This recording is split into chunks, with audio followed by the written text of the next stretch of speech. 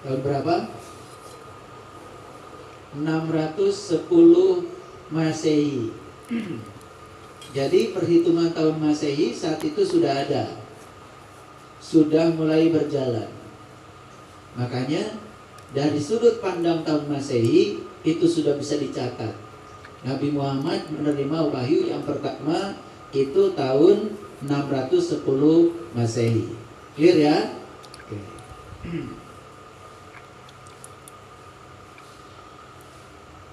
Lalu Nabi Muhammad ya menerima wahyu itu pertama kali di kota Mekah. Saya tanya lagi sekarang. Ini banyak pertanyaan. Warming up namanya. Ini kaitannya dengan Imlek dan Ramadan. Berapa surat yang diturunkan oleh Allah di kota Mekah?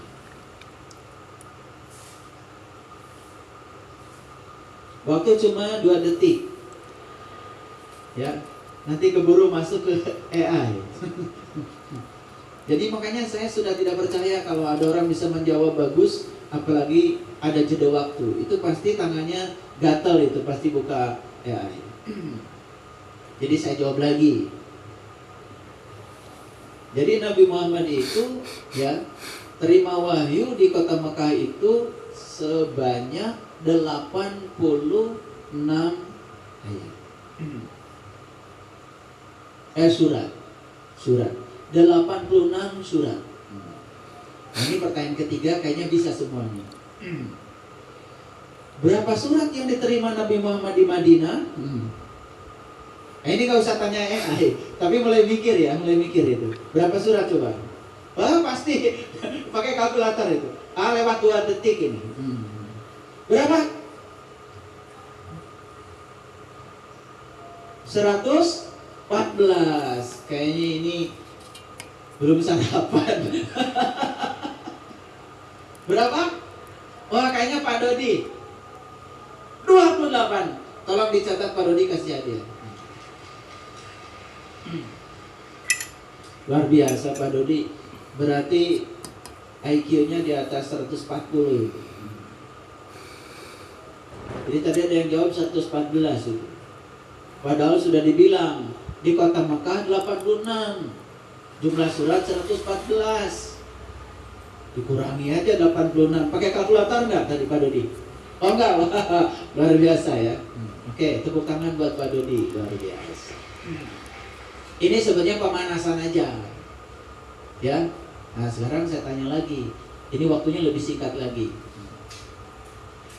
Berapa tahun Nabi Muhammad menerima 86 surat di kota Mekah? Berapa? 13 tahun. Kayaknya patut dicatat itu. Ya. Kasih hadiah. Namanya, tolong nanti minta hadiah ke tim BNK ya. Oke, catat. Tepatnya adalah 12 tahun 5 bulan. Ini kelihatan saya main-main ya, hitung-hitungan. Ini ada maksud. Ini pelajaran saintifik ini. Ya.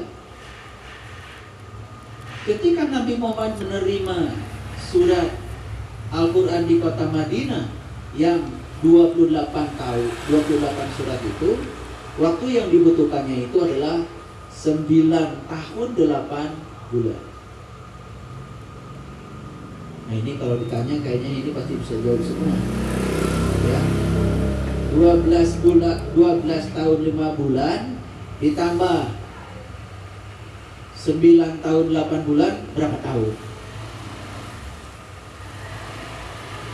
Ini belum sarapan. Berapa tahun? Oke, bisa ya? Bisa berapa? 22,3. Ya, 22 tahun 3 bulan. Baik, ya. Yang ini nggak dapat hadiah. Pelajaran SD. Ya. Oke, perhatikan saya sekali lagi. Jadi diperkirakan beliau itu terima wahyu dalam kurun sekitar 22 tahun lewat 3 bulan. Itu hitungan matematis.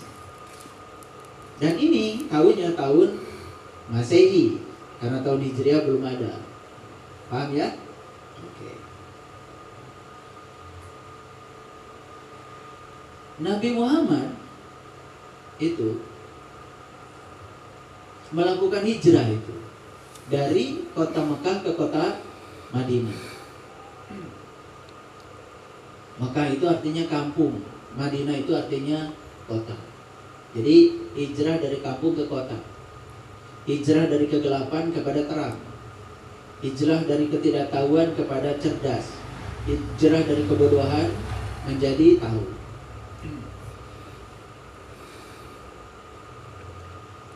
Kalender Hijriah, ini kalender Hijriah, itu dibuat di zaman Khalifah Umar bin Khattab.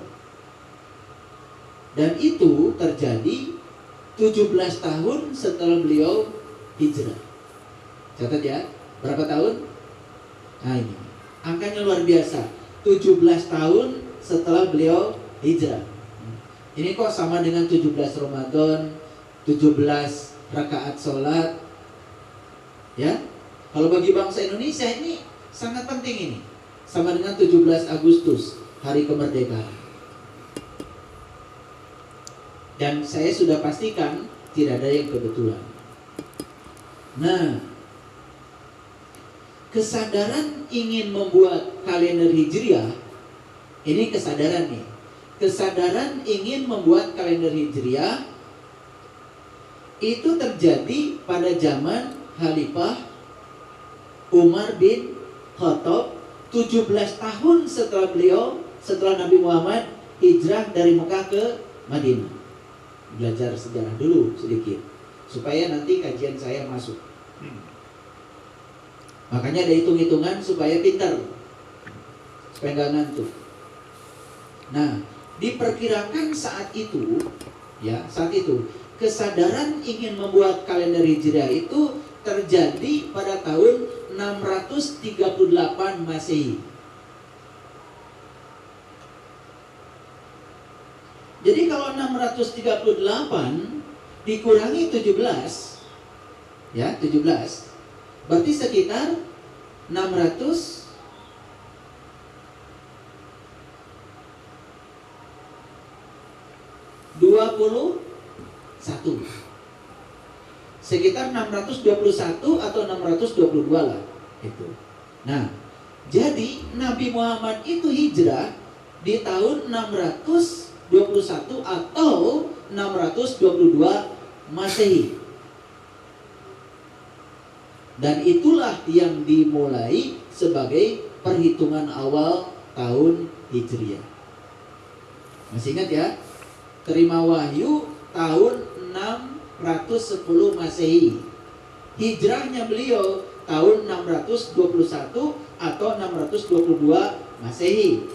Sedangkan kesadaran untuk menghitung tahun itu 17 tahun justru udah lompat tahun 638 Masehi. Pusing nggak? Masa gini aja pusing. Tepuk tangan dulu buat semuanya. Oke. Nah, pusingnya diteruskan. Jadi pertanyaan saya kalau begitu, duluan mana turunnya Al-Quran dengan perhitungan tahun Hijriah? Duluan turunnya Al-Quran, betul ya? Nah, tadi kan periodenya sudah ketahuan, 22 tahun, 3 bulan. Sedangkan Quran sudah turun dari tahun 610 Masehi. Yes. Nah, kesadaran tahun Hijriah itu baru 638 Masehi. Yes ya. Di Quran ada surat bunyinya begini. Syahrul Ramadan unzila fihi Quran. Syahrul itu sering diartikan bulan. Kalau bulan bisa berhubungan dengan waktu. Jadi bisa saja secara global diartikan syahrul Ramadan itu adalah saat Ramadan. Unzila fihil Quran, turunlah di dalamnya. Ulangi, saya berdiri kan ya, biar ada energi yang ke belakang. Ulangi ya. Syahrul Ramadan, unzila fihil Quran. Saat Ramadan adalah di dalamnya turun Al-Quran. Yes? Nah, sedangkan tahun Hijriah belum ada. Sedangkan Quran sudah turun. Pusing nggak?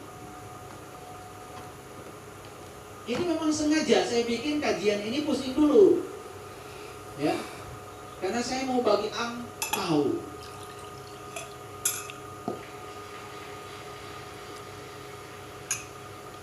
Tahu nggak angpau? Angpau tahu nggak? Angpau itu amplop merah, bukan duit. Makanya kalau amplop merah saya sudah siapkan. Kan bagi angpau itu bagi amplop merah. Duit kalian GR aja. Saya nanti mau bagi amplop merah. Mau? Amplop merah aja. Namanya angpau. Nah ini salah paham sudah mulai ini ya. Begitu saya bilang angpau, pasti pikirannya adalah wow. Betul nggak? Ini salah paham. Salah paham. Begitu saya bilang gongsi facai, langsung ada yang mulai menganalisis. Loh kok Saiful Karim agamanya Islam, tetapi bilang gongsi facai. Apa hukumnya? Nah mulai rumit. Mulai rumit itu belajar agama. Terutama orang yang senang menghukumi, senang banget itu, ya, menghakimi orang lain. Padahal nggak ngerti. Dikiranya gongsi facai itu saya mengucapkan tahun baru Imlek. Tidak. Gongsi facai itu sebetulnya doa dalam bahasa Mandarin. Yang artinya, nah ini artinya nih, gongsi itu saya coba ya belajar bahasa Mandarin dulu supaya nggak salah kajiannya. Ternyata gongsi itu artinya bukan semoga. Karena semoga itu belum terjadi. Dan semoga itu di masa depan. Dan semoga itu meminta. Dan meminta itu kekurangan. Kekurangan akan menarik kekurangan. Makanya banyak orang yang pakai semoga kan kekurangan terus. Betul nggak? Ya, semoga nanti kamu punya rumah. Nggak punya. Karena saat bilang semoga, rasanya itu rasa kekurangan. Rasa kekurangan menarik kekurangan lagi. Nah, ini udah mulai masuk ya. Oke. Ternyata gongsi itu artinya adalah selamat, turut berbahagia. Ini sebetulnya lompatan doa. Lompatan doa. Ya. Selamat ya. Kamu rumahnya sudah bagus, padahal belum ada. Itu berarti lompatan. Bersyukur terhadap sesuatu yang belum terjadi menurut hukum tarik menarik. Itu justru yang disebut dengan syukur yang sebenarnya. Jadi gongsi itu artinya semoga, turut berbahagia bahkan menurut kamus. Jadi gongsi itu apa? Selamat, turut berbahagia. Facai itu artinya sejahtera, makmur. Dan sejahtera itu tidak selalu berhubungan dengan materi. Sejahtera itu ya tentu saja lahir dan batin. Disebut sejahtera itu kalau lahir dan batinnya berkelimpahan. Karena kalau orang berkelimpahan materi tetapi tidak sehat fisiknya, kan dia juga tidak bisa menikmati keberlimpahan itu. Clear sampai sini? Oke.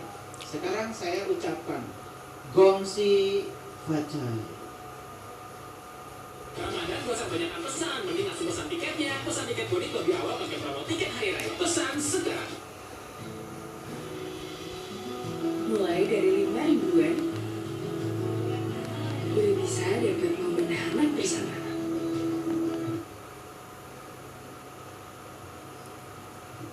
Lah kalian diam aja. Ulangi. Ini saya udah jelaskan kok nggak ngerti-ngerti. Gongsi facai.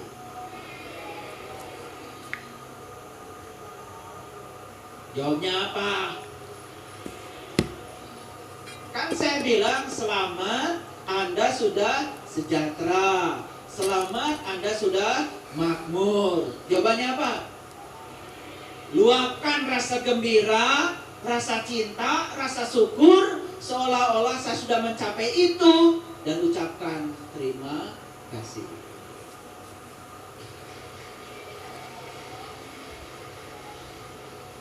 Sekarang saya mau nanya, ada yang salah nggak dengan agama saya? Kan saya mendoakan Anda pakai bahasa Mandarin.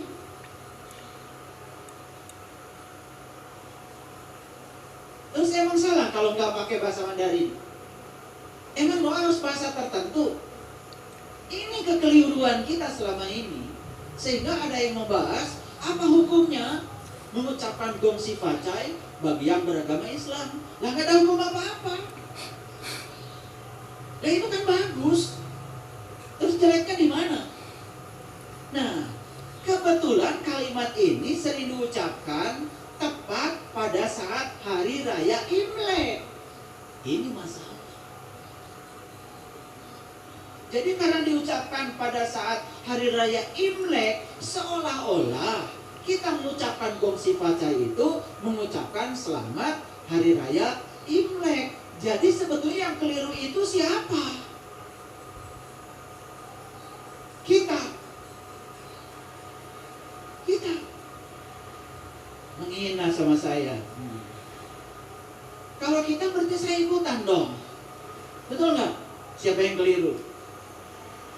Nah itu udah mulai jujur ya. Yang keliru siapa? Nah itu. Nggak ada bedanya kalau begitu. Ketika hari raya Idul Fitri tiba, kemudian kita juga mengucapkan minal aidin wal faizin. Dan selama ini karena itu diucapkan pada hari raya Idul Fitri, dianggap selamat hari raya Idul Fitri. Kan kacaunya sama. Udah melihat gak kekacauannya sama? Kacaunya sama. Makanya ketika disebut minal aidin wal faizin, ya, malah jawabannya sama-sama. Padahal itu doa yang sangat keren. Coba, minal aidin artinya semoga Anda kembali. Itu. Nah ini bedanya pakai semoga nih. Semoga Anda kembali. Kembali ke mana? Kembali ke Wonogiri, Pak Sugeng?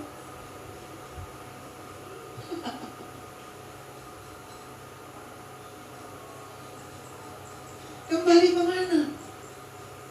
Ayo, mikir. Asalnya kita tahu kepada Tuhan, kemudian kita menjadi tidak tahu Tuhan. Kalau kita tahu lagi, itu namanya kembali. Emang Bapak Ibu, kalau Idul Fitri sudah pada kembali? Bukan ke Wonogiri ya Pak Sugeng? Enak aja. Kemudian kalimat yang kedua, wal faizin. Semoga Anda termasuk orang yang kembali dan memperoleh kemenangan. Memang sudah dapat kemenangan begitu? Saya tanya lagi, kemenangan apa? Nah ini kan kadang-kadang tidak dimaknai lebih dalam. Lalu kita hanya terjebak oleh kata-kata yang diucapkan berulang-ulang, bertahun-tahun tanpa kesadaran. Harusnya kalau saya bilang minal aidin wal faizin, jawabannya apa? Amin. Kan gitu. Coba ulangi sekali lagi. Minal aidin wal faizin. Gitu. Tapi ada PR nggak di situ? Ada PR. Satu, saya kapan kembalinya? PR yang kedua, terus saya sudah menang apa? Betul nggak? Terus apa yang harus saya rayakan? Ternyata di Quran ada satu ayat yang mengatakan, ayat ini di Quran surat Al-Maidah. Ayat ini pernyataan Nabi Isa ibnu Maryam. Pada saat beliau menyampaikan satu doa kepada Tuhan, yang doanya begini: Allahumma Rabbana anzil alaina ma'idatan minas sama'i ta'ulu lana id. Itu doa. Ya Allah Tuhanku, turunkanlah hidangan dari langitmu. Yang turunnya hidangan itu merupakan hari raya bagiku. Nah, id itu di dalam terjemahan Al-Quran Departemen Agama disebut hari raya. Padahal id itu artinya kembali. Ulangi ya. Ya Allah, turunkanlah hidangan dari langitmu. Yang turunnya hidangan itu menjadi hari di mana aku bisa kembali. Jadi hidangan itu apa sebetulnya? Ada pertanyaan lagi. Hidangan itu wujudnya apa sebetulnya? Hidangan itu wujudnya adalah jati diri kita yang sudah lama dilupakan, kemudian datang kembali dan kita menyaksikan kembali jati diri kita. Itulah hidangan yang sesungguhnya. Maka itu patut dirayakan. Dan ketika kita sudah memperoleh hidangan itu, kita bisa kembali mengenal jati diri kita, kita bisa menyaksikan kembali siapa diri kita, sehingga kita tahu tempat asal kita. Itulah yang disebut dengan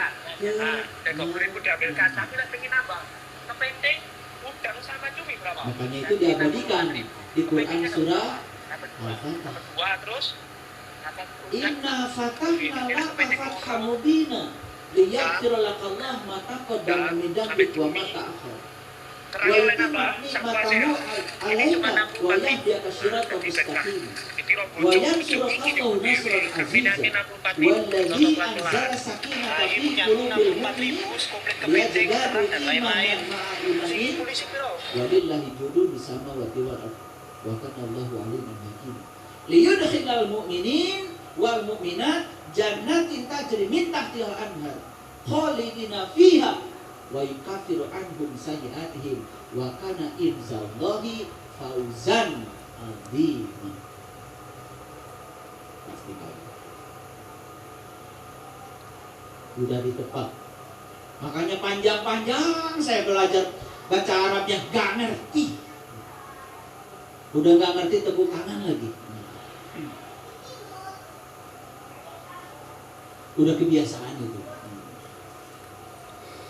Tapi kalau saya nggak baca Arabnya nggak percaya, disangka saya ini tidak hafal Al-Quran. Jadi ternyata fauzan azima itu, kemenangan yang besar itu akan tiba pada seseorang manakala seseorang itu sudah mengalami inna fatahna laka fatham mubina. Sesungguhnya aku telah memberikan keterbukaan kepada kamu, yaitu keterbukaan yang amat nyata. Keterbukaan. Inilah yang disebut dengan saum. Masuk ke saum. Tadi bersifat saum termasuknya. Masuknya saum. Apa itu saum? Liso ini farhatani, farhatun inda iftarihi wa farhatun inda liqa'irubihi. Ada kegembiraan bagi yang saum, satu ketika berbuka, yang kedua juga dengan Tuhan. Jadi ternyata saum itu berbuka dan jumpa dengan Tuhan. Itu kata hadis yang disampaikan oleh Rasulullah lewat hadis-hadis yang muttafaq.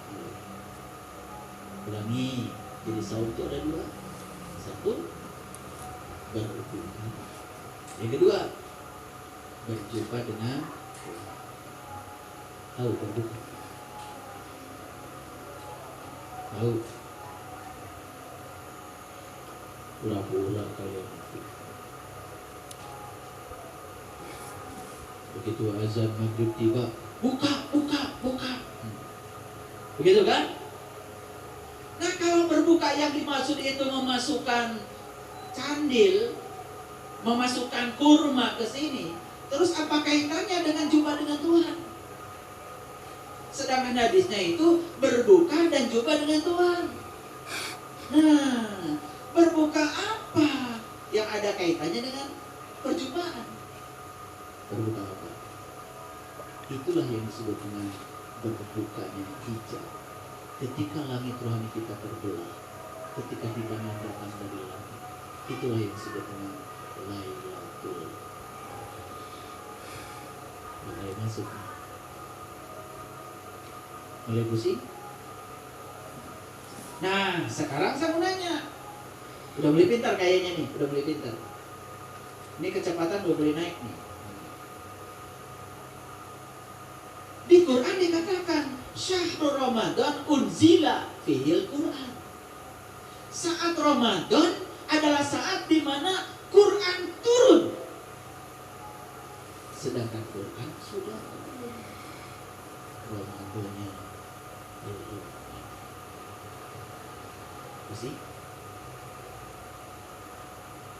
Ini saya sengaja kalian dibawa oleh saya supaya pusing, karena nggak pernah mikir kayak gini. Jarang-jarang pengen mikir segala. Ya kesempatan lah mikir di sini. Jadi kalau begitu, Ramadan yang dimaksud di dalam Al-Quran tanda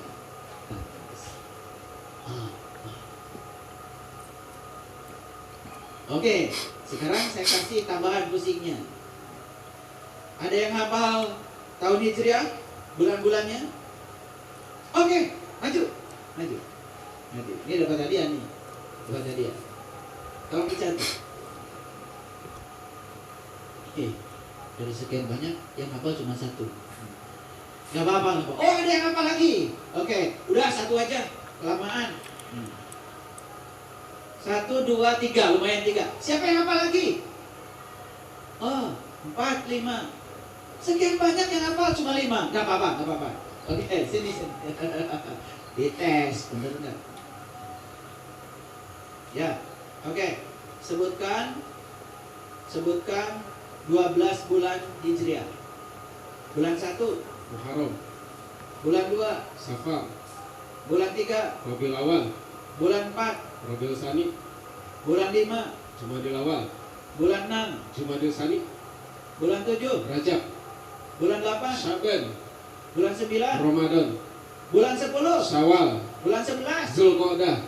Bulan ke-12 Zulhijjah. Oke. Kasih buku hidup menakjubkan. Makasih ya. Ya. Namanya siapa? Imran Maulana. Imran Maulana. Dari mana, Mas? Depok, Cimanggis. Depok. Oke, dapat hadiah. Luar biasa. Ya. Ini sebanyak ini yang acung tangan tahu bulan Hijriah cuma 5. Pantas nggak hijrah kalian itu.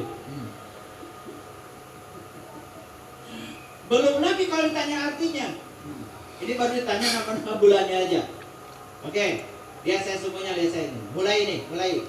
Saya ajak untuk bingung lagi lebih dalam. Tadi Al-Quran itu diturunkan dalam waktu 22 tahun 3 bulan. Yes?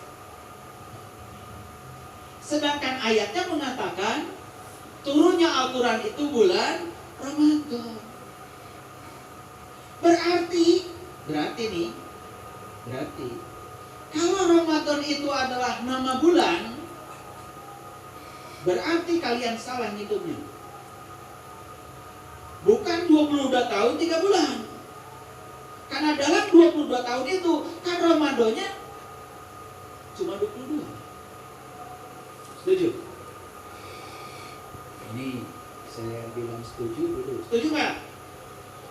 22 tahun itu Ramadannya cuma 22. Setuju? Ada yang pusing? Oh udah. Kan dalam 1 tahun itu Ramadan cuma sebulan. Berarti 22 tahun itu sebetulnya Ramadannya cuma 22. Karena yang 3 juga saya nggak tahu. Siapa tahu itu belum nyampe kan tadi ya, Muharram, Safar, ya kan, Rabiul Awal, belum nyampe ke Ramadan, nggak bisa dihitung yang 3-nya. Berarti hitungan kalian salah lagi. Berarti Quran turun bukan 22 tahun 3 bulan. Quran turun hanya 22 bulan. Karena turunnya Ramadan aja. Ini saintifik. Karena jangan mikir seperti ini. Pokoknya kalian disuruh puasa aja. Gak pernah nanya. Disuruh baca Quran, baca aja. Gak pernah nanya. Makanya hari ini semua dipertanyakan. Ini saya udah bikin presentasi gak laku. Ini kayak kadang-kadang saya begitu ya. Kayaknya yang saya bikin ini nafsu saya. Jadi kalau sudah berdiri sedikit saya lupa tadi bikin presentasi. Apa itu tadi judulnya? Begitu duduk di situ, saya